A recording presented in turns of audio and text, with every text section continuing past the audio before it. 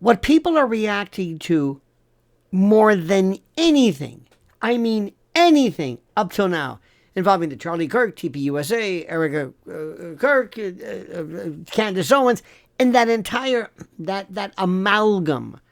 What people are reacting to like nothing else is the leaked video thanks to Candace Owens. That's it. That was seppuku, Harry Carey. That was self-harm. She just destroyed everything. And people are listening to it from the first sentence with a sense of shock, the giddiness, this cheerleader, puerile, juvenescent, sophomoric, baby, high school cheerleader, giddy, talking about how super an event was, her husband's funeral or memorial, a celebration of a life destroyed by an assassin's bullet. Do I have to explain it like this? Yes. It's unbelievable. There are psychopaths, serial killers who know how to pretend concern, pretend empathy. What people reacted to in that leaked call was not in any way politics. It was this weird kind of an instinct that we all have as humans. It was a gut level human recognition that something was off. Something was weird, because when a person loses a spouse to sudden violence, the natural response is shock, silence, kind of like an emotional fragmentation, collapse, inertia, like a depression. Not a clinical depression, a depression brought on by a particular instance. Or at the very minimum, a visible struggle to maintain composure. The inability to put words together to say, listen, I can only say a few words. I want to thank you for your incredible effort. It was an honor of Charlie. I as you can understand, I just can't talk right now, and I think, and people would have understood. But no, she's like, hey guys, hey, I don't know how to work these emojis. Oh, you guys are super. Yeah, it was just super. Now, look, I'm not going to be one of these people to say she's a psychopath, she's a narcissist, she has a borderline disorder, a personality disorder. I don't know what. I'm not a shrink, but all I know is that this is up. That's the word for it. It's up. Royally. I mean, what the public heard instead of what you can imagine was his upbeat cadence, his promotional language, metric-driven excitement, celebratory framing that sounded less like mourning and more like some corporate after-action report. And, hey, guys, how do we do? And we're feeling super and weird. And that contrast is what triggered such widespread condemnation and disgust. Because grief has a sound, sorrow has a tempo, and authenticity carries weight even when words are imperfect, when words aren't there. But what came across in that recording, thanks to Candace Owens, was polished, burnished, artificially buoyed enthusiasm about attendance numbers, merchandise revenue, merch, hats, voter registrations, operational corporate success. It was weird. I can't get over it. I've heard it before. I can't get past it. I don't get used to it. Even the Zapruder film, because, okay, here we go. Frame number 4. There it is. The mist. Not this. And when someone describes their husband's funeral as the event of the century and follows with figures and performance reports, oh, dude, as the kids say, wow. People instinctively recoil in disgust and revulsion because it violates an unwritten social contract about how tragedy is handled. Not because anyone expects perfection, but because the emotional, this mismatch is glaring. And when this reaction is compounded by the knowledge that staff who worked extreme, ungodly hours to execute that memorial event were later dismissed, fired, shown the door, given a hot copy of the home game without explanation, the perception of exploitation grows stronger, to say the least. I mean, it's unbelievable because praise without loyalty feels, I guess the word is transactional, but that sounds too, it's sick. How about that? When you have gratitude without protection, it's hollow. It's emotionally vacant. And by the way, when this is paired with corporate downsizing, it creates this cognitive dissonance. You love that word. That audiences cannot ignore. And then there is the issue of data harvesting and geofencing, which may be legal, may be commonplace in modern political organizing, but when you attach it to a memorial service, I mean, it crosses a psychological line for a lot of people, a lot of human beings, because mourners expect sacred space, not digital tracking. And when supporters realize that their presence may have been used to build, marketing lists and fundraising funnels, the sense of manipulation intensifies. And that feeds directly into the broader perspective and perception. And the problems surrounding TPUSA in the aftermath of Charlie's dispatch. Because while critics are accused of monetizing tragedy, internal communications reveal that leadership, I use that term lightly, was discussing revenue growth, merchandise performance, and expansion opportunities at the same moment. The public is still processing shock. And this disconnect is what fuels the charge of projection. Because the accusation that others are exploiting the moment collapses under the weight of internal celebration, of financial success. Hell, if we'd have known it was this successful, we would have him earlier. And that's another issue. We're not going there, but it's worth toying with, playing around. What makes this especially volatile, this story, is that Charlie Kirk's public image was built on youthful energy, emotional sincerity. He was so real. And remember, he had a sense of mission, and it was driven. It was mission. It was activism. And when that brand suddenly pivots into this polished, make-believe, kabuki-like spectacle, this theatrical presentation, this dog and pony show, led by her, by little, Kathy Lee, and I mean, it's oh my God. And what many perceive as, performance grief and theatrical Sturm und Drang, melancholy, supporters feel betrayed. Oh, they feel betrayed, not ideologically, but emotionally. Because they believed in something personal. They were told, this time you can believe in us. Believe in us. It's personal. It's not just political.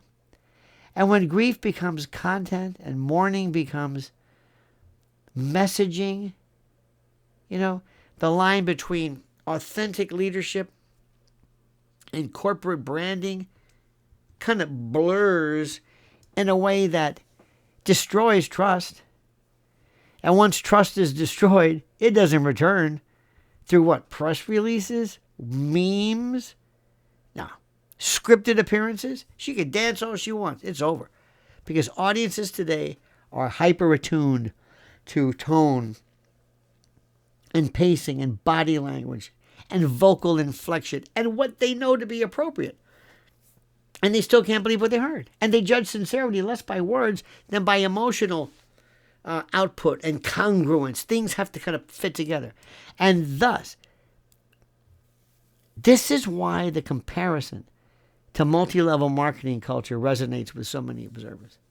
Because the upbeat, motivational cadence, this exaggerated positivity and this artificial cheerfulness in the face of tragedy, it mirrors like a sales seminar, like Glenn Ross. You gotta get the closer, coffee's for closers. You gotta get the steak knives, and your job. The seminar tone that a lot of Americans, we've heard this, we distrust it. And by the way, and that distrust deepens when these supposed big shot leadership positions themselves simultaneously, as grieving victims and commanding executives, become, toggling between vulnerability and authority without any kind of an emotional transition. They had no problem. They can go from "we love Charlie" to being, Southwest Division chief for the. It was brutal. And all they cared about was performance rather than reality. And by the way, when I'm talking about this perception that everybody heard is magnified by the scale of the organization and the money involved. Because when large donor networks and high-profile media appearances and aggressive, fundraising campaigns, when they follow closely on the heels of an assassination, the public begins to question, what the hell's going on here? Whether grief is this leverage as some kind of a momentum rather than honored as loss? And while defenders repeat, the familiar line that everyone grieves differently, that phrase loses power when, behavior, like in her case for sure, appears either strategically coordinated or just stupid. Or maybe she has the emotional, maybe she's just stupid. Maybe she's just dumb as rocks. Maybe she's just some hillbilly, some trailer trash who played it right, who knew how to smile and, hey babe, sex sells and all that crap. Maybe she's got the intellect of a soap dish. Maybe she's a stonat. I don't know, a jadrul. Could be. I wouldn't rule it out. She'd have to be to do this. Not having the instinct or the savvy to say, I can't do this. She's there with her hanky, tearing one eye. One eye is just one eye. But do you think in front of other people she would figure, I can let my guard down? No, I could trust them. This will never make it out there. Really?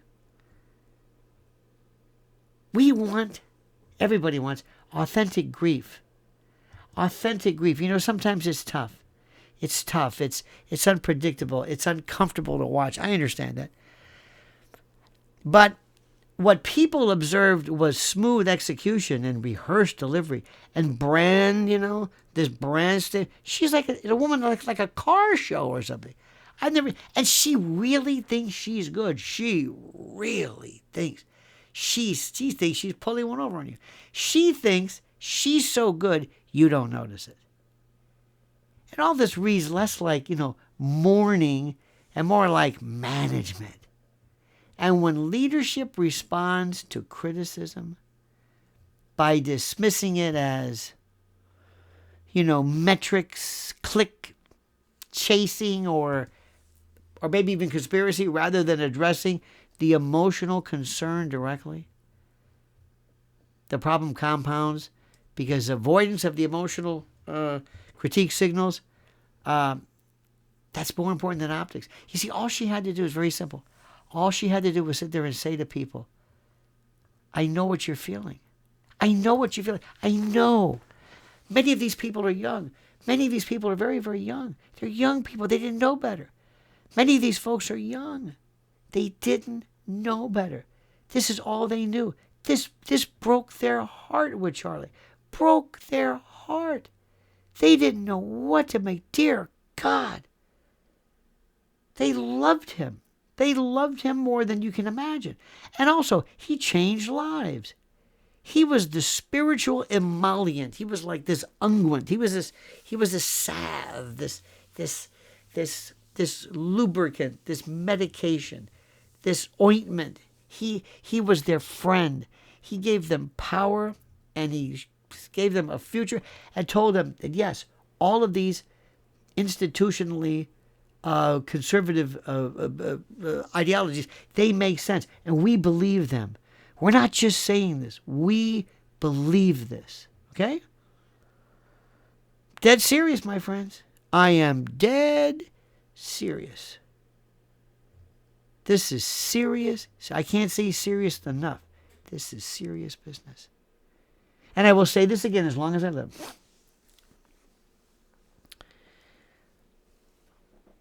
To think that this woman with children, who is not a child,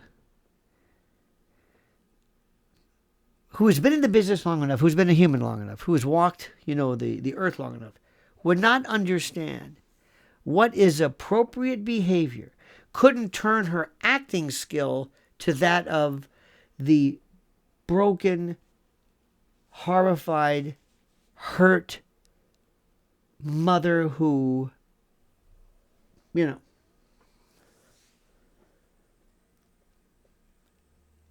again, she's either stupid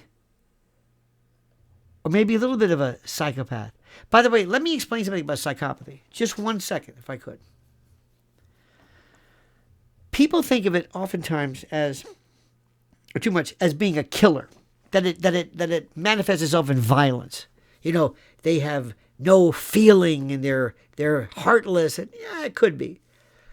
One of the things is that they don't have a connection between their head and their heart.